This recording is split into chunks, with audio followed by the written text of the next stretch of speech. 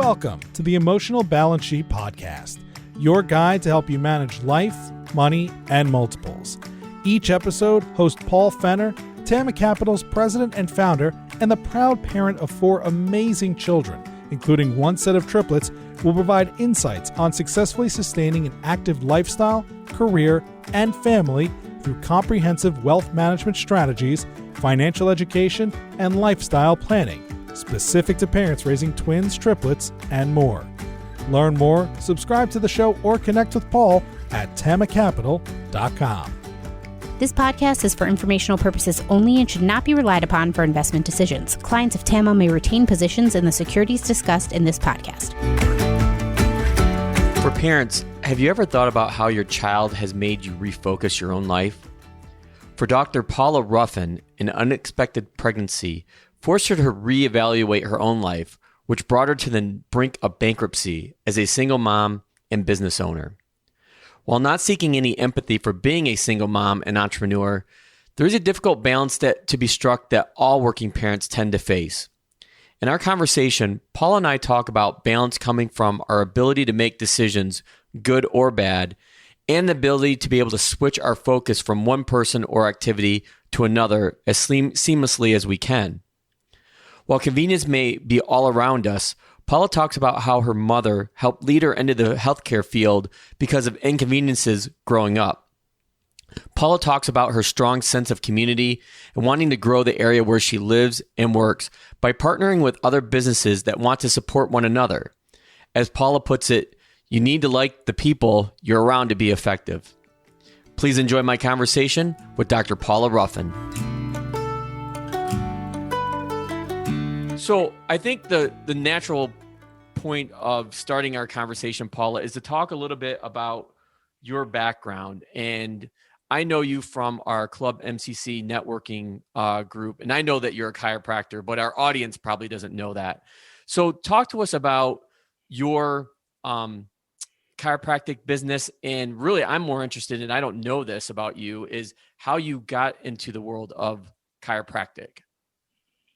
Well, thank you for having me on, Paul. This is, as we know, we've jumped through many hoops to try to get us here and connect. So I'm really happy and to be here, and I'm happy to be talking to your audience. So I sure appreciate this. So I've been in practice. I just celebrated my 23rd year in private practice in April, and I forgot my own anniversary. So I have that going for me.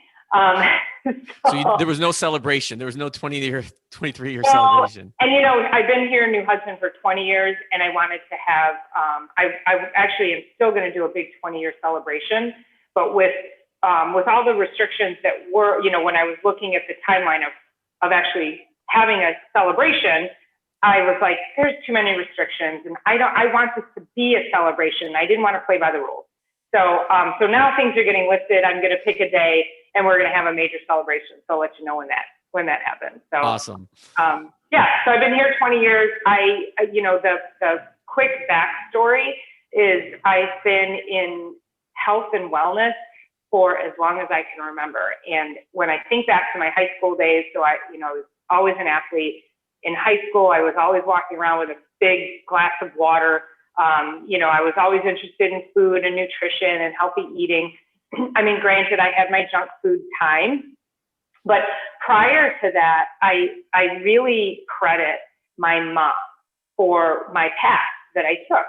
Because when I was little, when I was probably 7, 8, 9 years old, somewhere in there, my older brother, he's 3 years older than me, and he was diagnosed at that time as hyperactive. Now we have all kinds of different labels. And my mom put him on Ritalin for a day. And she said it changed him so much. It made him a completely different human being.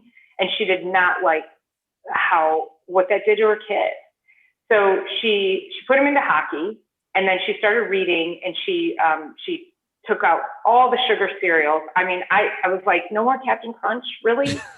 So we had no more Captain Crunch or King Vitamin. That was another one of my favorites. I love that one.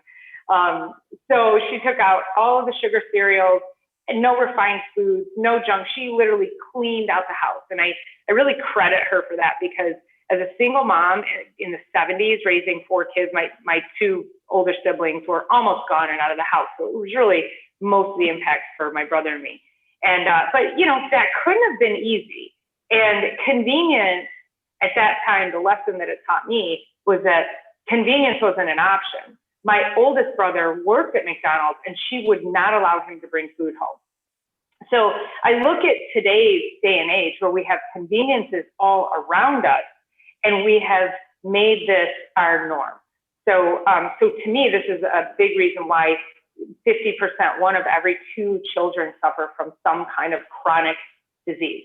What 50%, 1 in 2 of our kids right now suffering from some kind of chronic disease. 1 in 8 suffer from some kind of depression or anxiety.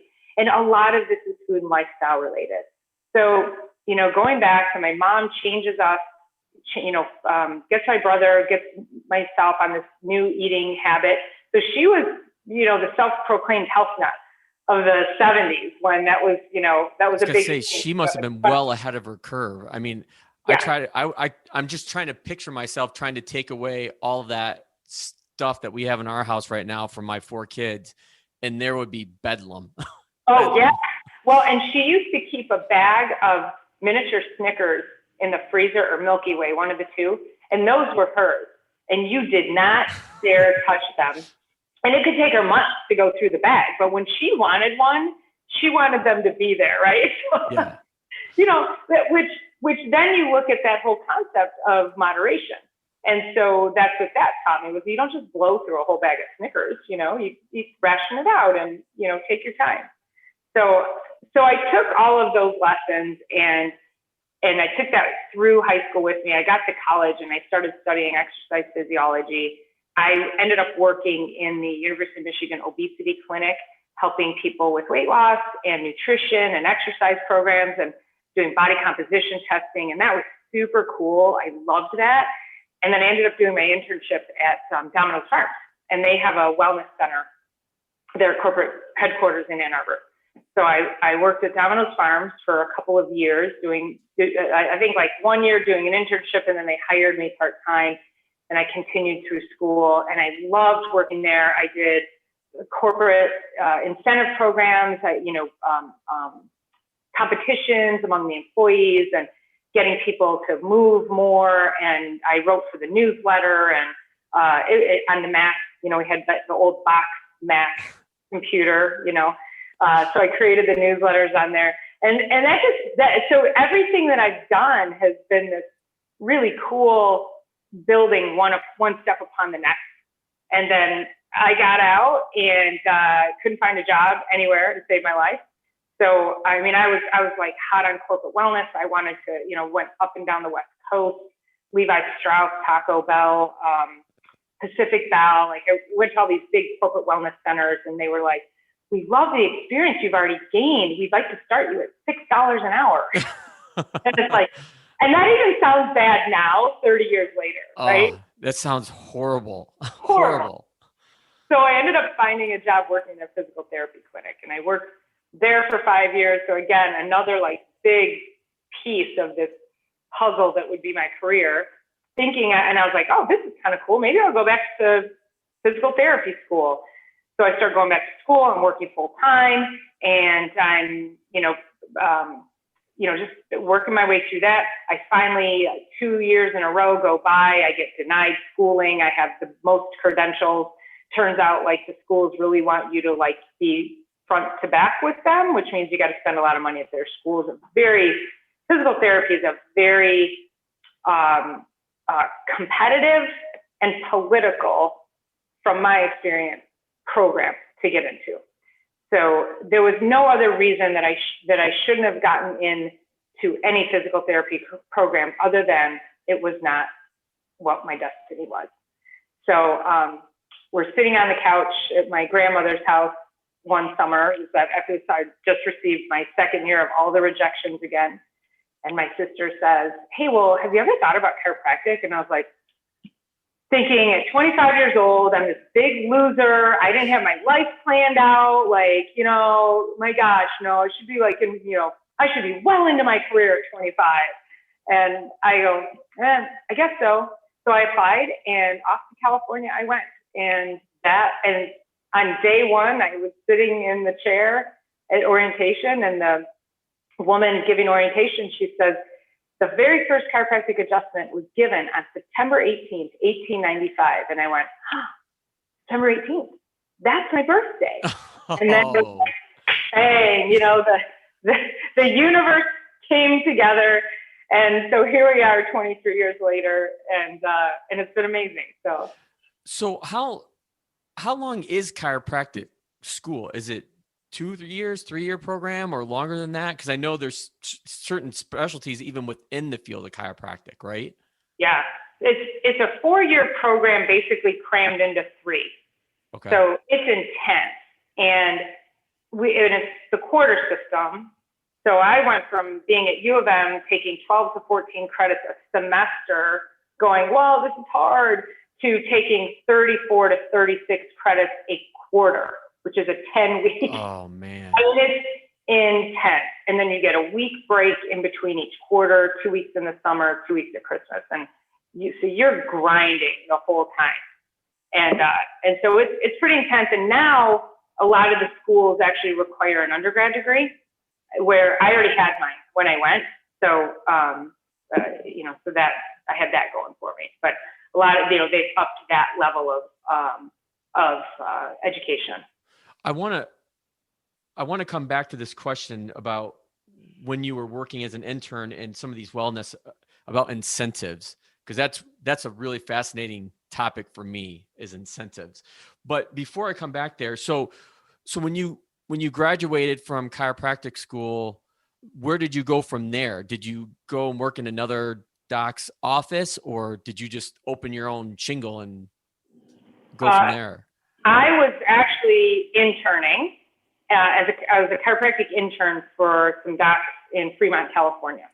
And I stayed there for about a year and a half, and tried to really get my own practice going, but I was not given the skills to run a business in school, as probably most disciplines are not, right? So I moved home, and I ended up going to Waterford, and this woman, Dr. Jackie Vaughn, and I'm still friends with her today. She said, I'm going to rent you a corner of my office. I'll charge you $700 a month, and I'll help you get started. So she was really, she was like, you got to call Blue Cross, Medicare. She helped me just really set all of those structural pieces into place. And then we started both going to business seminars together. And so that was kind of cool. So then, and she at that time was 25 years in practice, or 20 years in practice, because she's coming up on 40 years in practice now, which is super cool. So I worked with her for a year and a half in her office.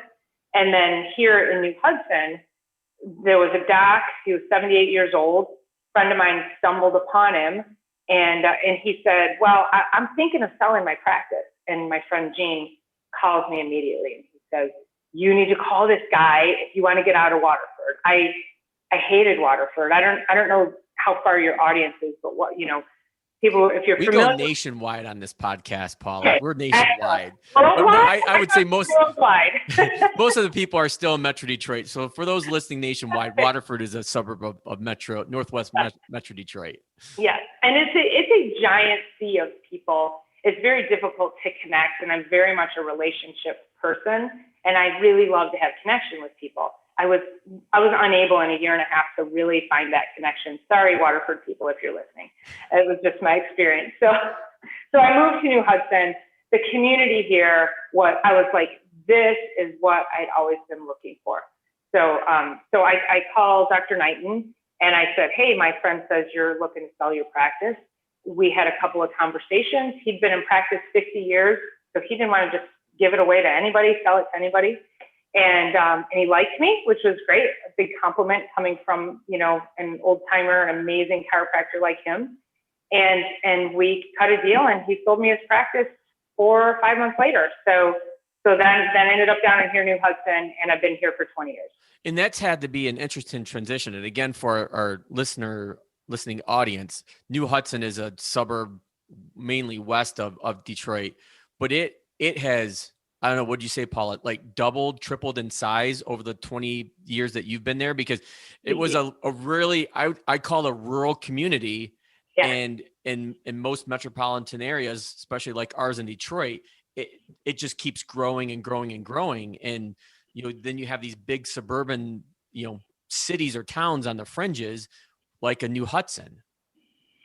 And when I first came out here 20 years ago, so if you've been out this way, Paul, at 96 in Milford Road, it is built up on almost on the three corners, I think. And like Walmart and Lowe's and that whole complex, nothing. This was all field 20 years ago. So it has skyrocketed in growth. And I have been wanting to be on the board of the DDA, the Downtown Development Authority. It's part of the township, but it's a little separate. And I've always wanted to be on it, but I hate to use the word single mom because I think that full disclosure, I feel like people use that term too much to give me, I want sympathy, right? So I just say it sort of matter of factly. I was a single mom and I could only be so many places at once. So I was raising my daughter, working my practice, and then about, 2 years ago, I could really start to pour back into myself and my career and do more personal growth things. So being on the DDA was a big thing that I've been wanting to do because I love this community and I wanted to be a part of its growth. And so now I'm on the board, I'm on the executive committee, we're hiring in a new executive director, and we are doing things like working on what's called Lighting Up the Grand, where we want to close down Grand River and get all the businesses to light up their buildings and have parades. And so to be in that kind of community, that was really where I always saw myself. And then being like into the fabric of the community was that's my happy place. So that's where I ended up. So to come back, I want to come back to it sounds like when you were an undergrad doing these internships, that's where you really sparked an interest in health and wellness. And you mentioned that you worked with obese and weight loss clinics, things like that, and then also in some of your other wellness experience after undergrad. Talk to us about what you learned about incentives there and how to. I don't want to use I'll use the word motivate, but that's not the word I'm looking for, because motivation, as you all know, will only get you so far. So what did you learn about tried and true practices and processes about, being able to put in front of somebody the right incentive to get them active? That's a great question. And one of my favorite sayings is, and I don't know, I'm just going to quote it myself because I've never heard anybody else say it but me, is that you can't care more than someone else. So we can lay out incentives in front of people, and in really different incentives will inspire different people. So when you're trying to incentivize somebody, inspire them, they may need to hear something. It could be the same thing, but if they hear it in three different ways, hear that message in different ways, they may connect to it the third or the fourth time, or if I say it 3 times and then you go, Dr. Ruffin said X, Y, Z, they may go, oh, that's so cool. They may not connect with it until you actually come back and say it. So from an incentive perspective, there's things like, we do points programs, or, we do body composition in our office here. So we can talk about, it's not just weight loss or pounds on the scale. We can talk about percentages of fat percent, losing percentages of fat, or we can do things like you've got 10 extra pounds of inflammation on you. Let's see if we can't get 3 pounds off this week.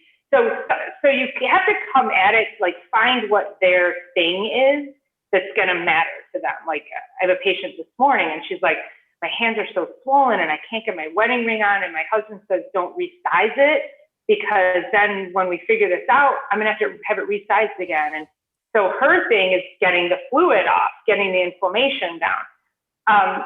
So from an incentive perspective, it's variable, but in the grand scheme of things, it's just finding the things that matter to those people and then running with that.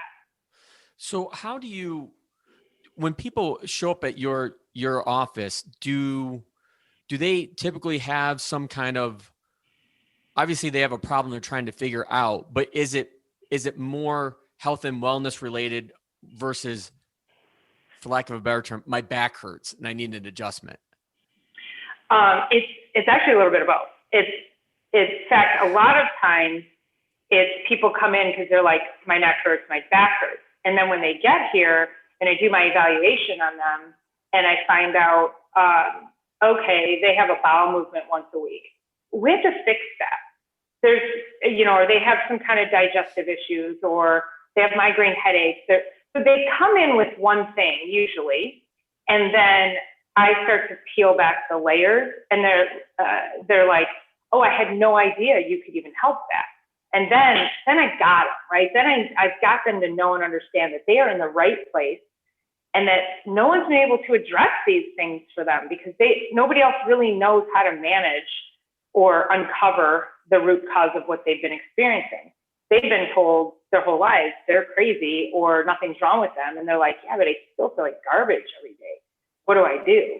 So that, to make a long answer, yeah, they'll usually come in with pain, and then they end up, coming up with the program for them that combines some kind of nutrition and corrective pain relief. So one of the things I'm really interested about is, as you kind of laid out your background, and this has been a theme of the podcast since I started back in October of 2020, is life transitions. And I know you brought this up, and this is a topic I want to get on, is being not only a single mom, but a single mom business owner. And so walk us through some of those life transitions that you've been through and had to overcome, because the feedback that I get from our audience is that those are the stories that people are really interested in. And a lot of times, just talking about motivation and inspiration, I've had people reach back out and say, man, that episode with, Scott Capeller on losing his job while raising his 3 daughters was amazing. And that's like exactly what I needed to hear. We have to remember we're not alone, but when we're in it, it's easy to feel like we're alone. So I hope that what I'll tell you, will inspire a few people. And I know that you, as with your financial background, you will actually, understand this 100%. But I was 3 years in practice here in New Hudson, maybe 3. And I was cruising along. Practice was booming. Life was great. I was doing all the things, promotions in the community, just well known everywhere I went. And 37 years old, unexpected pregnancy. So, and with that being said, it was just me. It was a very short-lived relationship, and he chose to go off and do something else, and that's totally fine. It wasn't anything I had to resolve to, like, it wasn't like, boo, he left us. I was like, thank the freaking Lord, because he was a pain in my ass. Like, and so it allowed me to focus, and, he wanted me to, abort the pregnancy, and I chose not to, and that upset him, and that's when he went off. So here we are. And then as a woman, you own your own business. I did not have a plan for financial ruin. And I tell people, listen, it's not a matter of if this happens to you, it's a matter of when it happens to you. Something is going to happen that will challenge your ability to pay for your life, and you have got to make sure you have a plan. And I was not. I was, like I said, I was living high on the hog and just woohoo, new in practice, all this money coming into my life. And it came to a screeching halt, because when you are a woman and you have to take time off of your business, and again, you don't have the plan, and there's no other person there to supply that income, it was frightening. I thought I was going to lose my business. I thought I was going to lose my home. I was robbing Peter to pay Paul. I took out a $50,000 home equity line of credit when nobody else would loan me money. My credit union said, yeah, we'll open up a $50,000 line of credit. That saved my life. But when you're $10,000, $12,000 a month in expenses, it goes very quickly. Right. Yeah. That's like a 3-month lead. Exactly. It's like, okay, but it was enough of what I needed to be able to get back in the office. I did have a practice doc who literally did not take care of my practice. I came back after 4 weeks off, and there was one person on the book. And I was like, okay, this isn't good. So you were only off 4 weeks for maternity leave? And I was hurting. It was a rough delivery, but I didn't have a choice. I was like, I had to go back. So I came back 2 days a week just so that I could get something and start getting the engines going. Started calling people, just, hey, I'm back. And it took about 3 months to start to get to a place where I could at least cover my monthly expenses. So that was good. It didn't take too long, but it was still rough because I had gotten so far behind financially that I knew I still had all of that to take care of. And the biggest thing that kept me going, and I actually just recently created a group on this, and I'm hashtagging, and it's like a mantra that has been in my life since this time, is it's all going to be okay. Because people are like, well, what did you do? How did you get through it? And I'm like, I prayed, and I just told myself all day long, it's all going to be okay. It's all going to be okay. I couldn't affirm my way out of it. I was big on affirmations, but I could not find an affirmation that would allow me to get through it other than just going, it's all going to be okay. And so I created It's All Going to Be Okay, the Kensington Huron Valley, because I'm in this community and I'm sending that message to everybody because everyone's in crisis right now. So I'm using my own experience in that mantra to pull that forward and just say, sometimes it's just the little things. You keep saying it, you keep stepping forward, you just go one step at a time and you'll get through it. And we're now, 16 years later, and I still have a little bit of the debt left, but I literally have paid off about $200,000 in debt. Wow, that's amazing. That time. And, look back on it and I think, should I have filed bankruptcy? I mean, I could have, if somebody would have said you should file bankruptcy, I could have easily done that and said, screw it to everybody around me that I owed money to. But I didn't. I held in there and I fought for it. And I just scraped and clawed until I got to here we are. So I think that's very interesting what you just pointed out, where I think when people think about or ask, well, what'd you do? What'd you do? And they're expecting this, silver bullet answer. And there's never a silver bullet answer. Mm-mm. It's just a process. It's just going through and doing the hard work or doing the little things that, add up over time that no one wants to hear about. No one wants to, it's the funny phrase is, it took me 10 years to become an overnight success. Right. No one wants to know about the 10 years that you spent working 60, 70 hours a week, mm-hmm. trying to build your firm or your practice. They just don't, well, what marketing, trick did you do to, bring all these people in? Or it's something of that nature. And it's kind of frustrating that it's still a hard message to resonate with people. Yeah. Well, and from a concrete perspective, the simplest thing I did was I picked up the phone and I called my clients. And people want to hear from you. So if telling yourself it's all going to be okay and then walking in the truth, just saying, okay, I'm going to act as if, I'm going to step forward, I know it's all going to be okay, and just believing in that. If that's far too eclectic for somebody and you're in crisis and you need something concrete, call your client. Call them. There are people, when people don't come to you, it's not because they hate you.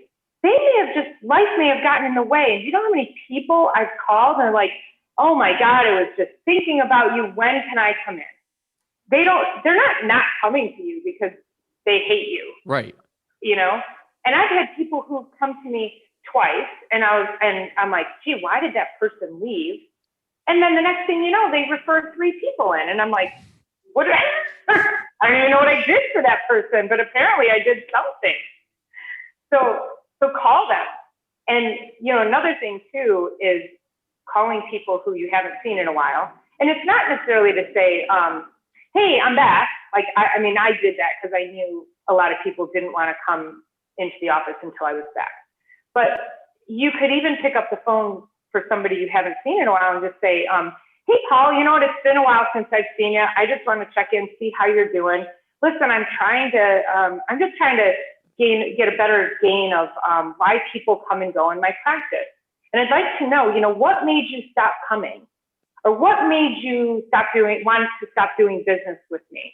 And that'll give you some insight. And you could even do the opposite and call your really good clients. Hey, just want to check in, Paul, and I'll just ask you, so why do you really come here?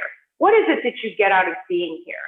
And make sure you document that, because those are things that you're going to be able to utilize in your social media posts, in your advertising, your email campaigns.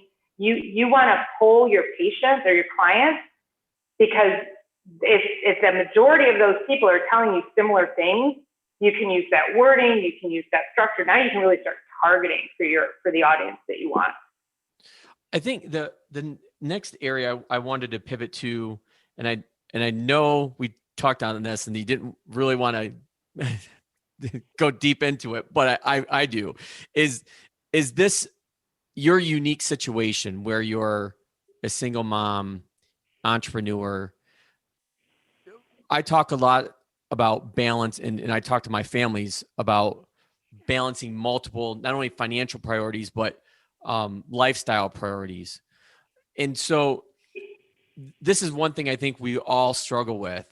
And again, there's no, silver bullet answer, because, on one day your business may be a greater need than your family, or, your spouse or partner may have a greater need that day than the business. So I don't know if there's really a sense of, people say, well, I'm just looking for balance. And I don't know if there's ever you ever get to this equilibrium of 50-50 balance. I think it's constantly evolving and changing, where one day it's 20-80 and then the next day it's 80-20. I'd love to get your thoughts on that, given your unique situation where you are a single mom and you are this successful business owner. Well, and I think you nailed it when you said it's not a 50-50 balance. And I think for many years, though, we were all duped into thinking that balance somehow was 50-50. But it depends on what's going on. And for me, so now we've just already established that I want no sympathy for saying I'm a single mom. So I have no problem. Duly noted. But I do know people who are like, well, I'm a single mom. And I'm like, hi, cut the shit. Like, we all are, whatever. Like, let's move through it. So for me, as I was going through that, and again, like I went, business, life, financial, all this, everything went completely south. And I was in the toilet. And so I had to spend a lot of time, again, calling those patients, but then when I got home, I couldn't work on work anymore. So the foreign piece for me prior to having a child was I could work on my business 24 freaking 7, and I loved it. And that is probably a really common thing for, I would say, most entrepreneurs. But then when you have something, and I mean, you have kids in general, you have a lot of them. So you have to say, okay, I'm going to go home. And when I go home, I'm home, and now I'm dad. And I'm 100% dad when I'm there. So to me, the balance is knowing when to turn business on and off, and parenting on and off. Like at a certain point, when you leave the house, and my kid will call, and ask me the stupidest questions because she's a teenager, But I always race to the phone, and my patients are like, no, take care of your kids. But I feel badly when then she's like, hey, what's the Netflix password? So going through that process, though, I had to really be more structured. And I think balance comes in the form of making those decisions, not allowing other things to seep in where they shouldn't. I had this grandiose idea that I could bring her to work with me. And I realized that was a horrible idea, that if I wanted to be a great doctor and a great mom, I could not combine the two. So when I was at work, I was there. I was 100% present. I did not screw around. I mean, you start to realize how much time you waste when you don't have time to waste. And so when I would go to the office, I'm like, okay, I had the things I had to get done. And I was like, boom, moving through my day. I left work. I came home. I was mom. Turn around, came back the next day. I was doctor. And so I just made my focus of where I was of that thing. And I just didn't allow anything to disrupt it. And then as I started to move more, so I had to leave the whole being involved in the community, I couldn't do chamber things. Like that was off the table for me. And again, as you know, when you have young kids, you have to make those decisions. And it's not, I'm not upset I had to make those decisions. Those are the decisions, I chose to have a child. I had to decide I wanted to be a great mom so she could be a great human being. In order to do that, I could not I couldn't set her aside for my business. So as she got older, and then about, I think it was 2018, I finally was able to start going back and doing, she was like 14, almost 15. I could start doing seminars. I did a professional speakers training. I took her to a business seminar that was all entrepreneurs, women, like self-made people. And she sat there at 14 years old and took notes.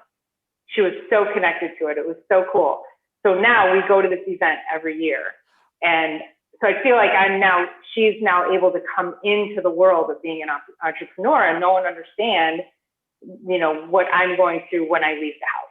I remember, now that you bring that up, I remember you talking about that in somewhere, maybe it was one of our Club MCC meetings or maybe a conversation you and I were having on the side. But I think that's really interesting, that whole dynamic. I am picturing it, visioning it in my head right now, that flipping the switch between going from one environment to the other. But I'm sure like what we just talked about, that just didn't happen overnight. Like that probably took time and a lot of evolution, because I know I'm, 10 and a half years into having these triplets, and I'm still trying to do that. And I think it's even maybe a little harder now because of all of us being at home so often, or at least with me, my office is here in my home. And before I was able to get out more to see my families and see my business owners, clients. But now it's all virtual. So I know this has been a struggle for a lot of parents at home, is like making that break and being able to, okay, when I walk out of those two doors over here, like I'm pointing, like you can see them. Yeah. No one listening to this is going to be able to see it. But when I go through those two doors, like I need that reminder that, okay, I need to shut that off. And sometimes it can literally take an hour or two before I can get, reacclimated or focused on my kids or what I need to be doing next rather than work, or vice versa. Yeah. I think it's a constant It's a constant challenge. I don't want to call it a struggle, but it's a constant challenge. And I think that it's just something that, we just have to be conscious of it. And, picking up your phone when you're around your kids or sitting together and having a meal. It's so, how many days I want to come home and I just want to like grab a plate of food and sit in front of the TV and eat and shut down, but I don't. We sit at the table and we have a dinner together. And you have to make those conscious choices. And when your teenager wants to talk to you, I'm just going to say, you do nothing but listen. Yeah. You shut that down. Exactly. It's like, yeah. And she wants to, my daughter likes the big chatter event at like 10 o'clock when I'm ready to go to sleep. And I'm like, okay, let's talk. Yeah, it's great. So like you said, it's a struggle sometimes. So one of the last things I want to touch on as we kind of come to the close of our conversation is, you and I met, and I don't know how many years it's been, through a networking event. I know networking is near and dear to your heart. So we've had Terry Bean on, we've had Brenda Meller on. Talk to us about some of the things that you do when it comes to networking and being a good networker, because there's things about going to a chamber event or a networking group event, or whether it's in person or virtual now, or doing things, in social media.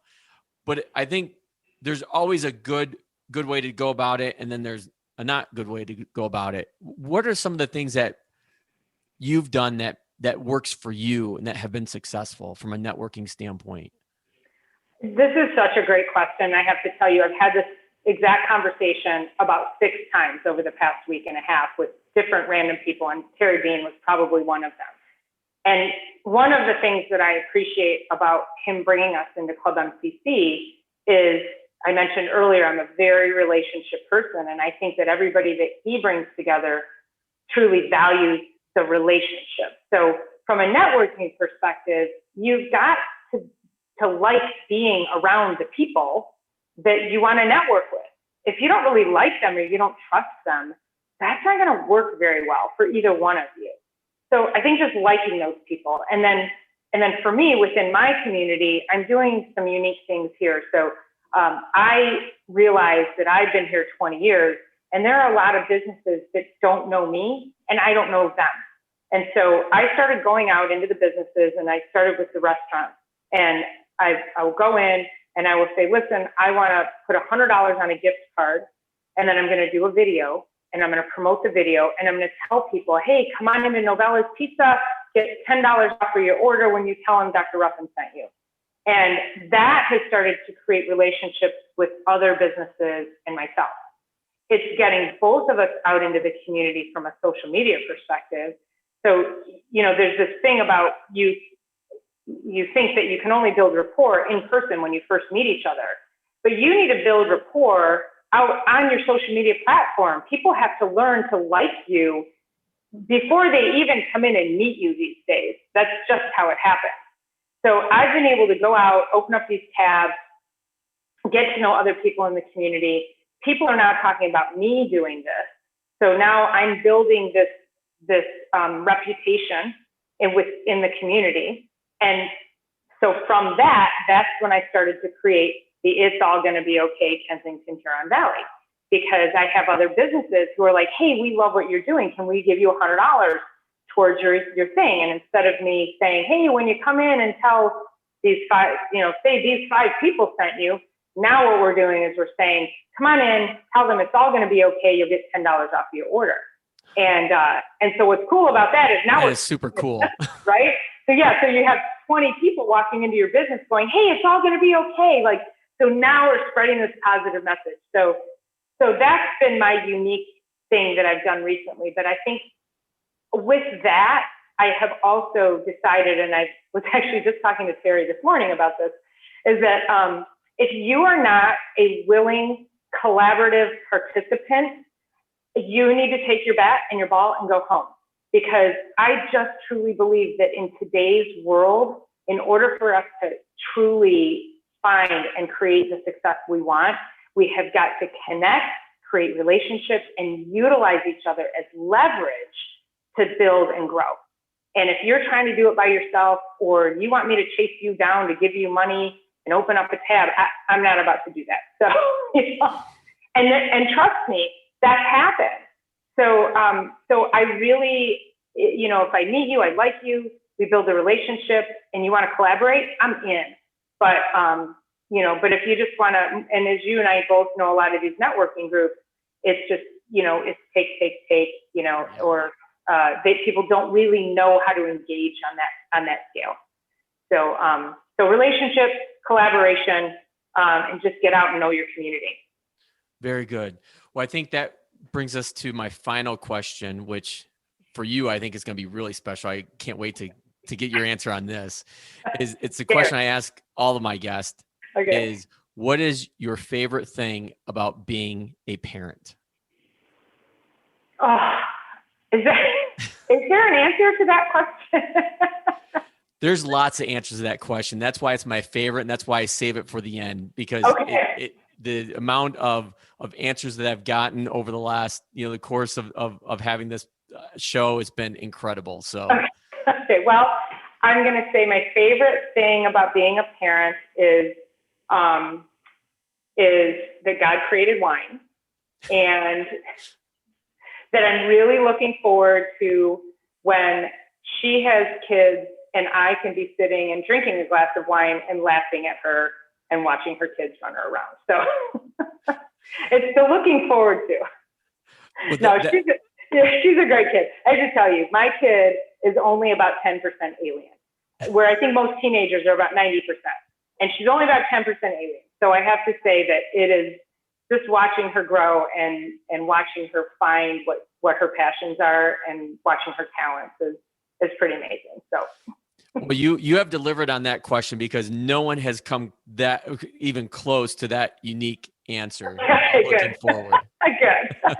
I wouldn't want to disappoint you. Yeah. It's the future of being able to say, I told ya. Well, Paula, I can't thank you enough for being on the Emotional Balance Sheet podcast, and I'm sure we're going to have many more conversations to come. But I'm glad that we were finally able to connect and to share your incredible story, and I know that the audience is really going to take to it. Thank you so much, Paul. This has been an awesome time. I love talking to you, and hope to chat with you again soon. Appreciate it. Thank you for listening to this episode of the Emotional Balance Sheet podcast. Please visit tamacapital.com to subscribe to this podcast, or to connect with certified financial planner and registered investment advisor Paul Fenner of Tama Capital. And please join us again next time on the Emotional Balance Sheet podcast.